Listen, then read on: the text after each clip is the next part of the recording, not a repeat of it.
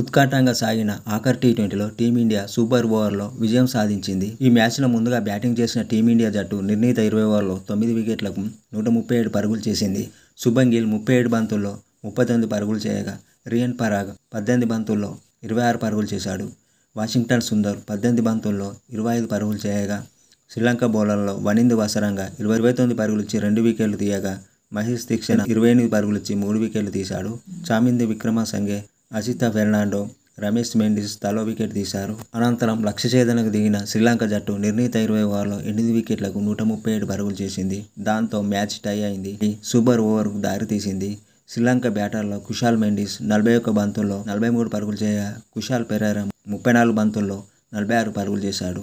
పాథమ్ నిశాంక 27 బంతుల్లో 26 పరుగులు చేయగా, భారత బౌలర్లలో రవి బిష్నాయ్, వాషింగ్టన్ సుందర్, రింకు సింగ్, సూర్యకుమార్ యాదవ్ 2 వికెట్లు తీశారు.